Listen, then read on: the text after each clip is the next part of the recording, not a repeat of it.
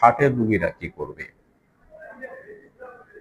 কোনো পেশেন্টের যদি হাই প্রেশার থাকে, কোনো পেশেন্টের যদি হার্ট ফেলিওরের ইতিহাস থাকে, কোনো পেশেন্টের যদি রিং লাগানো থাকে, এই ধরনের রোগী তারা সাধারণত ডাক্তারের পরামর্শ অনুযায়ী তাদের যে ওষুধের যে ডোজ বা যেভাবে খাওয়ার কথা বলেছে এটা মেনে চলা উচিত।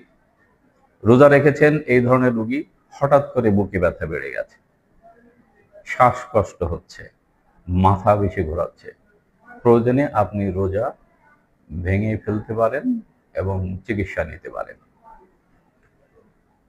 আর যে জিনিসটি হয় সেটা হলো যে আমরা সারাদিন যে ফাস্টিং থাকি, এই ফাস্টিং থাকার কারণে আমাদের পানি পিপাসা বেড়ে যায়।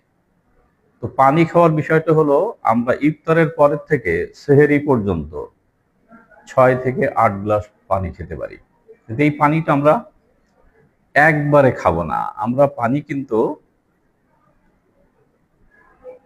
একসাথে পানি না খেয়ে আমরা অল্প অল্প করে, যে বিষয়টি সেটা হলো আমরা কিছু ওষুধ লিখি যে এই ওষুধগুলো সকালে খাওয়ার পরে খাবেন, এই ওষুধগুলো রাতে খাওয়ার পরে খাবেন।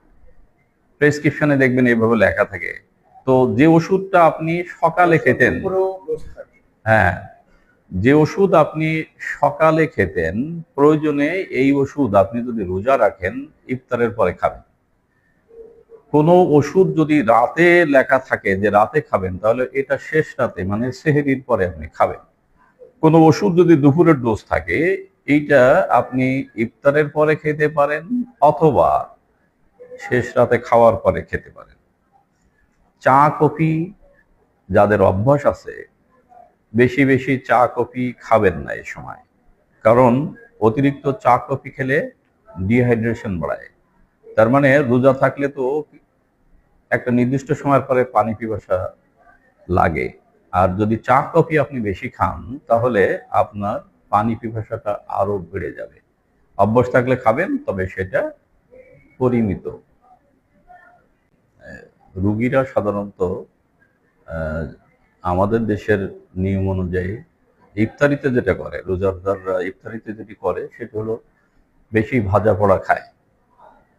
এই জিনিসটা একটু খেয়াল রাখতে হবে যে বেগুনি, পেঁয়াজ, সমোসা এই জাতীয় যে ভাজা পোড়া খাবার, এই খাবারগুলো যতদূর সম্ভব এড়িয়ে চলার চেষ্টা করতে হবে। আমরা শরবত ইউজুয়ালি ইফতারিতে আমাদের থাকে, তো অতিরিক্ত শরবত বা অতিরিক্ত মিষ্টি না খাওয়ার চেষ্টা করব। বেশি লবণযুক্ত খাবার না খাওয়ার চেষ্টা